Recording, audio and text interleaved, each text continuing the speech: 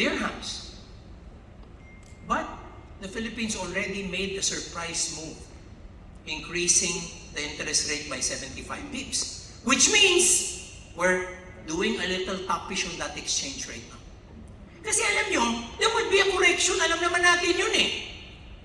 Now, what are you gonna do with your cash? If your cash is not deployed, then it loses the luster of taking advantage of an opportunity. That's the reason why cash is king, but you have to deploy it. Where will you put it? Kasi pag pinatulog nyo lang, tapos bumaba na uli yung exchange rate, na wala na yung 15 nyo, yung 1550, wala na yun. Hindi nyo siyang nagamit eh. So mawawala na uli yung value niya. So kailangan isipin natin, where are we gonna be putting all that? Unemployment in the Philippines, look at the chart. We're doing better than a lot of other countries. And we're still growing by 8.3%. Even with that interest rate increase, we should be doing somewhere from about 7 to 9% in the second quarter. So there is growth. Kahit nagtaas ka ng rate, may growth tayo. Hindi tayo natatakot na baka magka-recession. And why is that? Because we have growth pillars. You are going to be part of that. You're the first growth pillar. You're remaining to be buoyant and active. The BPOs, much the same way. And then tourism. Nag-open up tayo. Alam niyo ba yung Global Tourism Summit sa Philippines ginawa? That was done in April. We're now open. And the tourist receipts are coming in. We're in a great position with these three pillar movers of our economy. So, pag bumaba pa yung COVID and mobility goes a little further, then we'll probably have a better line at a recovery. Now, I'm not gonna paint a rosy picture without giving you the concerns. Siyempre, may concern tayo on our national debt. We hit 63% of our GDP with our debt, and people are alarmed by it. Alam niyo, hindi ako magpo-problema sa 63% of GDP. Ang mas problema ko, saan napupunta yung pera. Kasi any businessman will tell you, if I can borrow now, and I can put money in my business so that I am sure I can execute. I was telling Rolly, pag bumalik na yung mobility, pag bumalik na yung mga tao ulit sa restaurants, saka ka lang magtatayo ng bago, huli ka na. Dapat ngayon mo pinapasok yan. Kasi yung mga mall bakante pa eh. Maraming nagsara eh. You can actually get deals that will get you handsome rates. The key to be able to move it is now. So, I want the country to borrow. Pero kailangan importante, alam natin kung saan pupunta. Pag sa bulsa pumunta, may problema tayo. Kailangan pumunta sa infrastructure. But look at this. A lot of people don't know. Japan is over 200% of debt over GDP. The US is now over or almost at 200% of GDP. Even Singapore is more than 100% debt to GDP. Pero bakit walang problema? Walang nagsasalita sa kanila. It's because they know where the money is going. They know it's going to infrastructure. They know it's going for key investments of the government. Ang Singapore, through Temasek, actually invests in the best private endeavors of Singapore. So if a country can deploy money correctly, it can recover much better. We have non-performing GOCCs or government-owned and controlled corporations. Disclosure lang po sa mga hindi nakakaalam. I was a PhilHealth director in 2019. Okay? I sit on the boards of many listed companies, and because we passed the UHC or the Universal Healthcare Act, sabi nila, it's high time, Rex, that there is an insurance guy in PhilHealth. And I realized that PhilHealth is an insurance company. It doesn't have an insurance guy. Lahat ng nasa board ng PhilHealth, doktor. Alam niyo naman, ang mga doktor, medyo may problema tayo pag negosyo na, di ba? Kasi ang doktor hindi nagiging mali. Nakakita na kayo ng doktor na, diniagnose ka, tas mali siya, aamin siya sa'yo. They're always correct. The profession that's nice to have in the field of sales and finance is a nurse. Kasi ang nurse laging welcoming. Di ba? Sanay sa pagod, sanay sa hirap. Pero yung doktor laging tama yun. So, just to give you an idea, I was a director for 3 months. On the 3rd month and after my 3rd meeting, I resigned. Because it's just reputational risk. Masisira pangalan ko dito. So I'm not willing to play the game. And if I'm not willing to play the game, I'm going to look like the villain. That's a difficult part of it. Right? So I had to go. Isipin nyo, yung board meeting ng Globe, bilyon-bilyon ang pinag-uusapan, 2.5 to 3 hours. May kasama pang lunch. Yung board meeting ng PhilHealth, from 8 to 5, kulang kayo. Tapos, yung 14,000 na claim pinag-uusapan ng 2 oras. Pero yung dialysis scam na 600 million, hindi pinag-usapan. Reputational risk. I had to go, and true enough, the shit hit the fan, right? Buti na lang, wala na ako. Now, I'm being asked to join again. Oops. Medyo... Saan ka naman nakakita, no? It's an insurance company. Walang accredited actually. Paano ka makakakita ng insurance facility, an insurance institution that didn't have a certified actuary? Sabi ko, sino pumipirma ng financial statements natin? Ay, third party po. Tagalabas. So may problema talaga. SSS, may problema din. Because we had passed the use of the PFRS. Accountants here know this. Yung PFRS 9, PFRS 11, ginawa na natin, hindi na nila pwedeng itago. And because of that, lumabas ang kanilang lugi na 843.9 billion. Okay? Ang GSIS, supposedly, very, very profitable, nagpakita ng loss na 18.7 billion. So, alam nyo, for this administration, I was saying, let us overhaul the GOCCs. Let's make sure they operate for government. Kung hindi, alam nyo, lahat tayo nagko-contribute sa SSS, nagko-contribute tayo sa PhilHealth. Wala yan, mababangkarote yan eh. So kailangan magawa natin ng paraan yan. Then we have a new administration. I just talking to some friends, alam ko kung sinong nanalo dito. Diba? But I'm not going to make this a political discussion. All I'm saying is, whenever there's a new administration, I look at the vital parts of it that pertain to my area, which is economics and investments. Sino yung mga nandyan? And I'll tell you, they're good. Joklong, Pascual, Palikasan, and Medallion. They're good. If there's anything that I would have wanted, sana mas may bata. Puro veterans eh. Diba? Minsan gusto ko kahit paano may young Turk. If you notice, I'm a fan of this guy, Carl Kendrick Chua, who was NEDA head during the time of President Duterte. Yun, bata eh, medyo may konting ika nga eh, zest, diba? Minsan kailangan ganon. Pero siguro, they're playing it safe and they want experience. Okay, so I want to see real platforms of government, the main priorities, they're not yet laid out, critical leadership appointments and response to current critical concerns, including COVID. Kasi hindi pa naman tayo tapos. Diba? So, there are pluses and there are minuses, but always key to me is this. Bull markets, and this is according to Sir John Templeton, who's one of the pillars of the mutual fund industry. Bull markets are born on pessimism. They grow on skepticism. They mature on optimism and they die on euphoria. What does that tell you? We have to be ahead of the curve.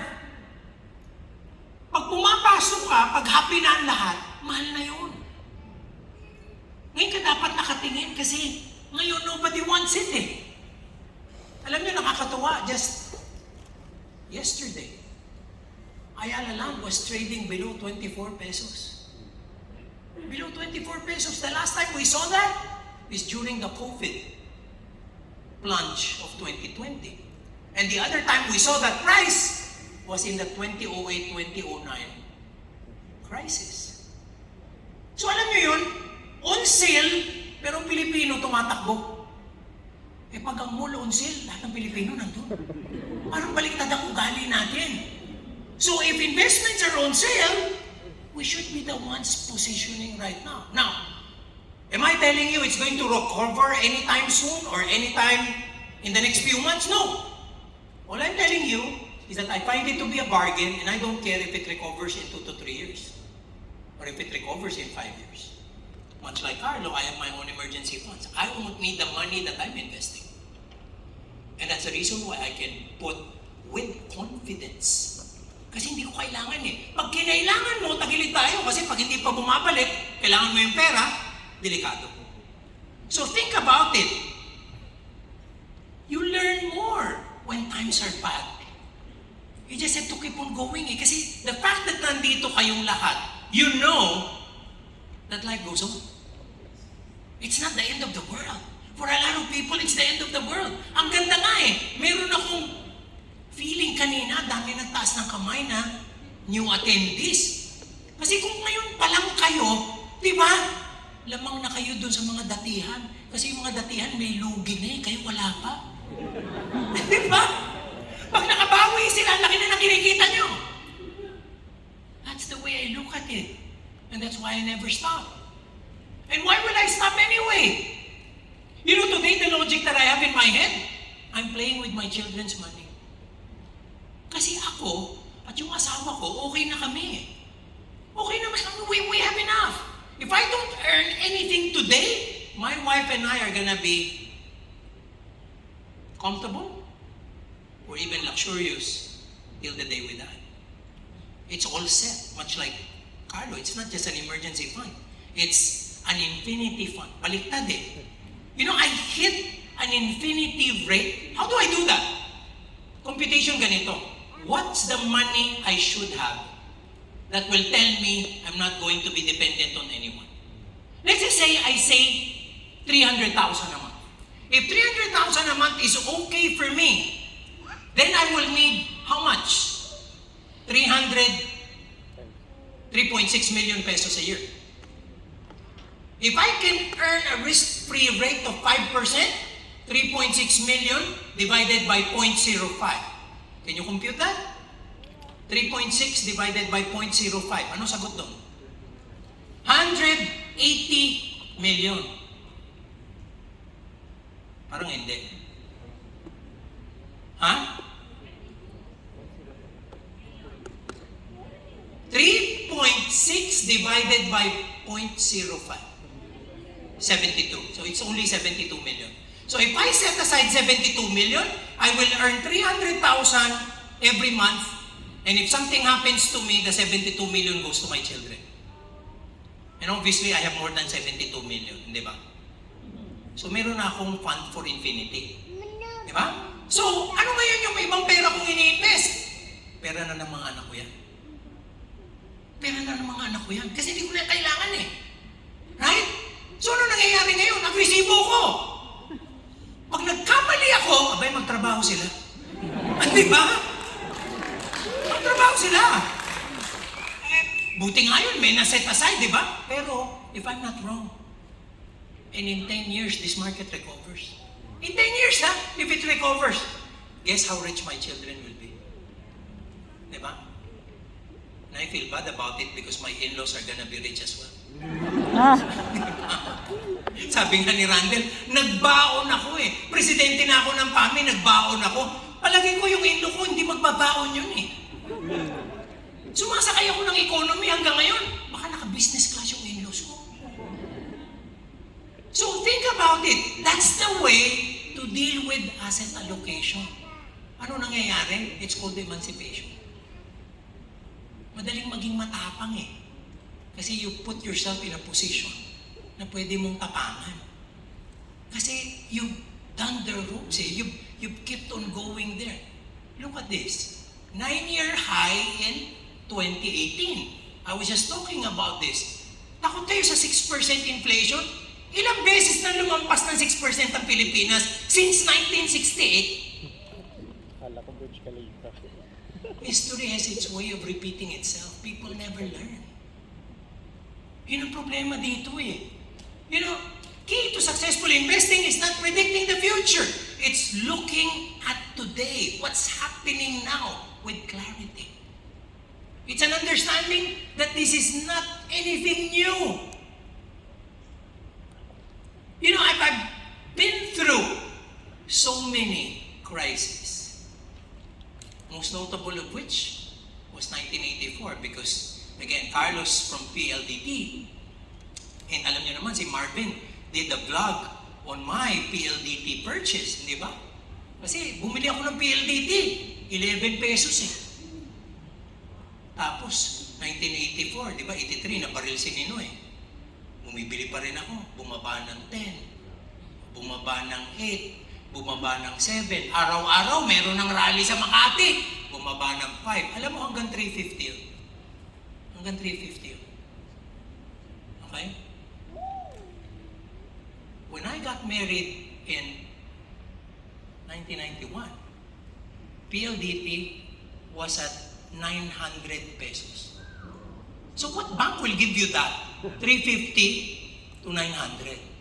Pero hindi ko hinintay yun. Talagang overtime. Hindi ko naman talaga ibebenta yun. Investments yun eh. Pero bet ko binenta. Tanong nyo nga, why did I sell that? So I was getting married. Yun ang problema. My wife is not gonna marry me without a house. Sabi niya, Rex, kailangan may bahay tayo. Total, nandiyan. You know, clearly, my wife is telling me something. I want security. And I know, I see you sort of a gambler on your investments. Secure muna natin. Para sa kanya yung security, bahay. Sabi ko, no. We can rent the same house in the same village.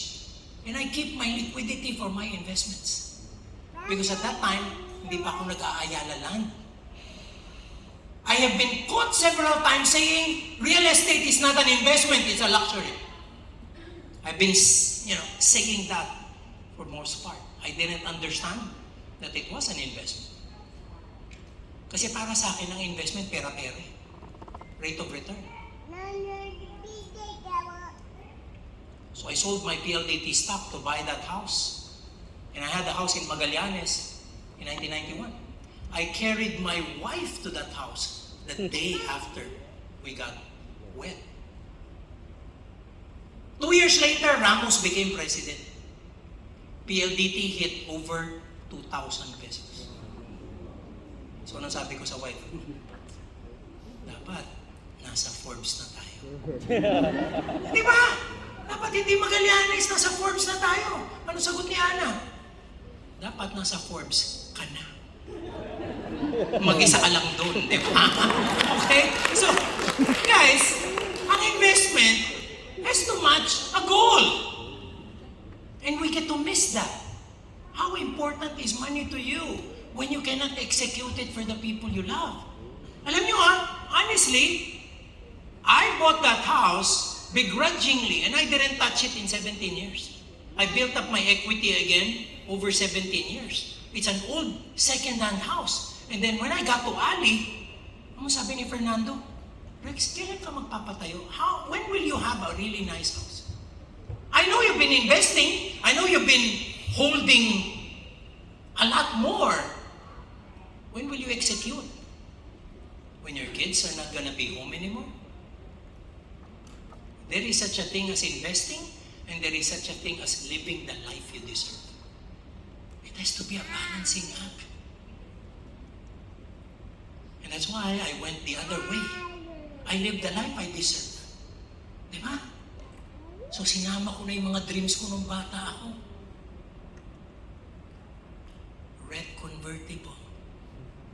Ferrari. Di ba? Kasi pwede naman talaga maging luxury. Basta kurot, wag takot. Eh pag malaki na yung investment mo, yung kurot, pwedeng Ferrari na. convertible. Kailan ko bibilin? Pag medyo limited edition. Wala nang lili pa rin. Pagbaba ng bubong, mapupulmonya ka. Paano yun, di ba? Hindi pwede. May mga kaibigan ako nagkaroon ng ganong kotse. Pinapaupo sila, tumutulo laway, pinapaarawan. Paano yun, di ba? What does that tell you also? You have to have the achievement of your goals at the right time. You have a timeline for goals. Randall did an article on me saying I was an imposter. Kasi nung nag-meeting kami, naka-Porsche ako, di ba? Sabi ni Randall, hindi yan yung Rex na kilala ko Di ba? But goals have deadlines. Goals are dreams with deadlines. Have you set yourself a deadline for when you're gonna come home? For when you're gonna be doing special things to the people you love? Pag open-ended yan, hindi yan mangyayari. Di ba? Sometimes it changes. A change in perspective is all it takes to see the light. You will have to see this as a journey. You have to take care of your liquidity, then your security with your protection and health coverages, accumulation and investment, and then wealth transfer. There is no excuse anymore. You can invest with 1,000.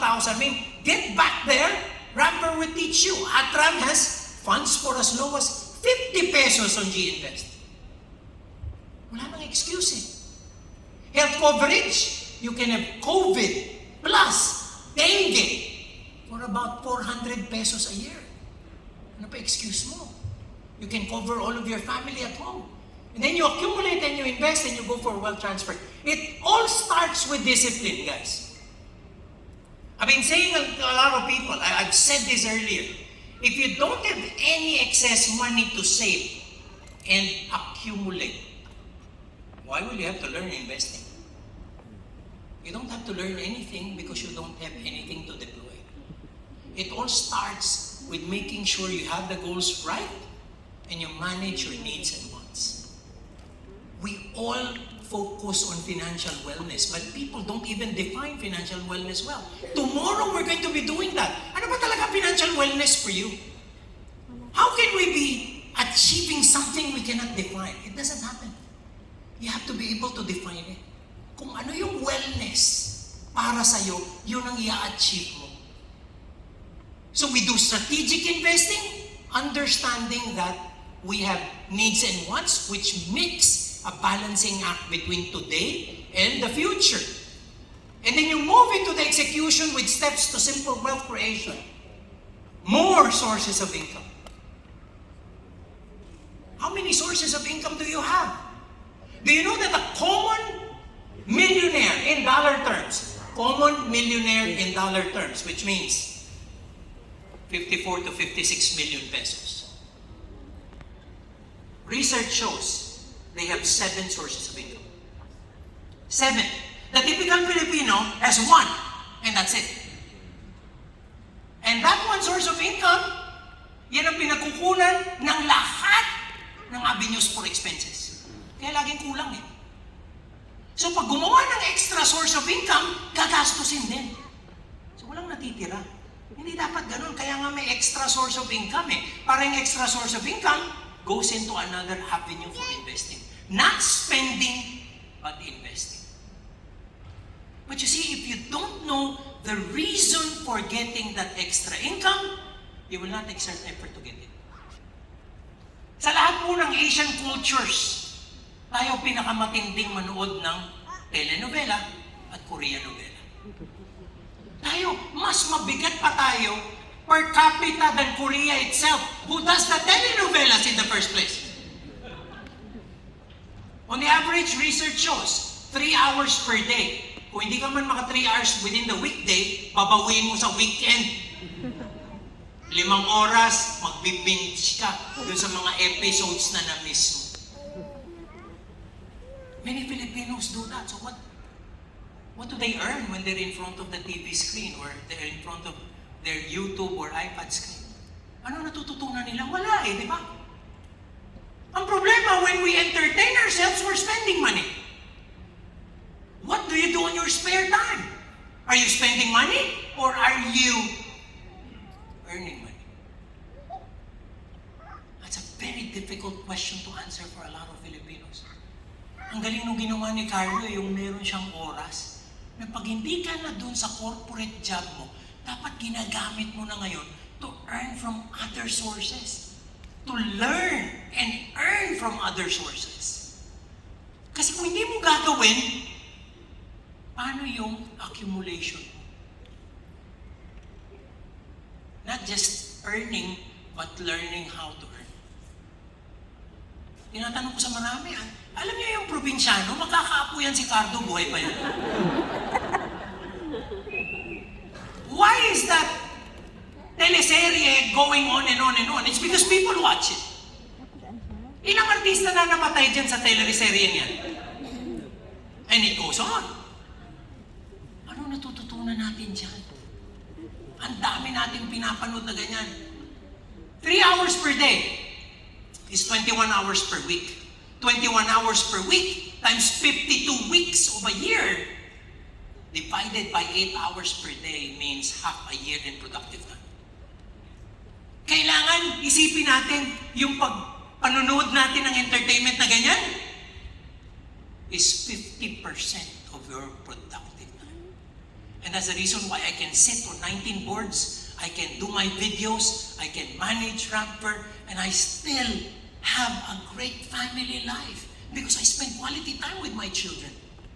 And my wife, we have date nights, we have allocated, committed quality time. Hindi pwedeng telenovela. Alam niyo lahat yan, na-miss ko eh.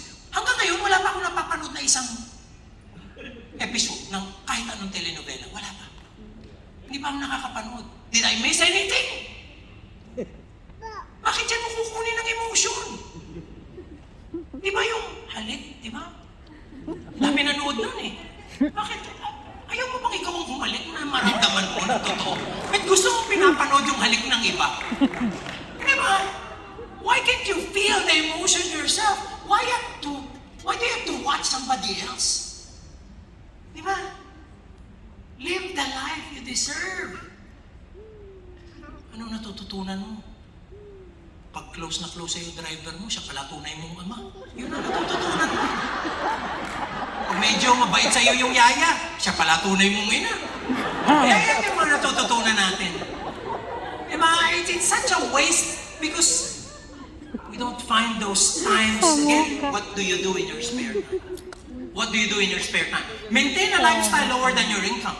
It's a management of those needs and wants. Accumulate and grow what you keep. Wealth is not about what you earn. I don't care about what you earn. It's all about what you keep. It's what you keep and what you accumulate that matters. Hindi importante yung kinikita mo. Ang dami kong kilala, ang laki ng kita. Executives, like, those are the guys at the higher echelons of corporates.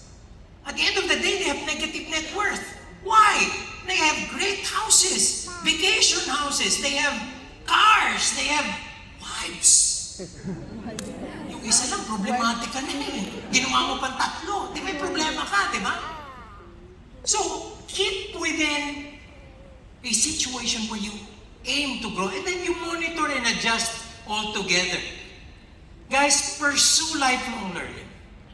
I congratulate you because you're here. You could have done anything today. You could have think about saving the money you spent for your ticket. And then what are you gonna get for that?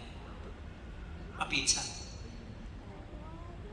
Alam nyo, ganun ha? Yun yung mindset ng maraming tao. Mag-a-attend ba ako dyan? Babayad ako tomorrow, 99 dirhams? Gastos yun eh. They don't know that the biggest investment you can make is an investment on yourself. If you cannot even afford 99 dirhams for yourself, what's your right to invest in some other thing? Kasi alam nyo, yung investment sa sarili, yan ang sigurado ang kita eh. Kasi you grow as an individual eh. Whether you execute or not. Why? Because there will come a time when you will have an opportunity. And when that opportunity comes, you are ready. Ang problema ng Pinoy, ang daming opportunity, hindi man niya lang nakikita dahil hindi siya ready. Para sa kanya, kwento lang, marites. Hanggang doon lang. Hindi na-execute. Yung pala yung kaibigan niya, alam mo, gusto kong magbukas ng ganito. Ano mo ba naman yung bumakas ka? Pero kung hindi mo naiintindihan, di ba? Lalampas lang yun eh. Because you never taught yourself how to invest, how to be open to a business venture. How to upskill. Ano ba yung expertise mo? Para doon sa trabaho mo lang? Or can you upskill on something else that you're very interested on anyway? Alam niyo, tatapatin ko kayo, many of us took a course in college or in the university that are not even the courses we want. It's because our parents want us to take them. Why can't you study something you like studying today?